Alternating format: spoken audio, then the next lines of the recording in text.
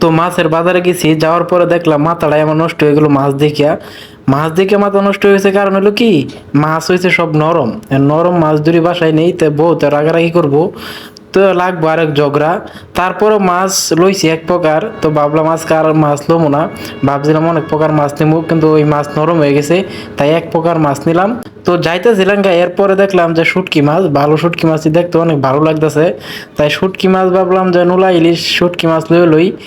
আমার বউ অনেকদিন আগে বলে দিছিল যে যেহেতু আজকে ভালো শুটকি মাছ দেওয়া যাইতেছে, তাই দোকানে একটু আলাপ টালাপ করলাম। অনেক প্রকারের শুটকি মাছ, চামচা শুটকি আছে, মলা শুটকি, মানে অনেকটি নাম বলা যাবে না, শুটকি মাছে ভরা। তো শুটকি মাছ নিমু, তাই আলাপ টালাপ করতেছি কোনটার কই তো দর। তো ভাবলাম যে শুটকি মাছটা আমি নিমু এটা হচ্ছে নোলা ইলিশ। তো ইলিশ মাছ এখন মাপ দিতেছে, তো ভাবলাম এটাই নিবো। দোকানদারের সাথে একটু আলাপ টালাপ করতেছি, ভালোই লাগতেছে। আর এই দোকানদার হচ্ছে অনেক পরিচিত, শুটকি মাছ ধরে আনি প্রায় সময় ওর কাছ থেকে আনি। তো ও দিতেছে, ও কইতাছে আমি কমই রাখবো না, সমস্যা নাই, আপনি শুটকি মাছ নেন। তো লইলাম। আমার পাশে আবার আছে রুবেল ভাই, যা আমরা একসাথে কাজ করি। আর যে ক্যামেরাটা করছে আমার ছোট ভাই জাহাঙ্গীর, ও আমার আপন ছোট ভাই যে ক্যামেরা করতেছে। তো রুবেল ভাই একটু ঘুরে ঘুরে দেখতেছে, রুবেল ভাই অনেক ভালো মনের মানুষ।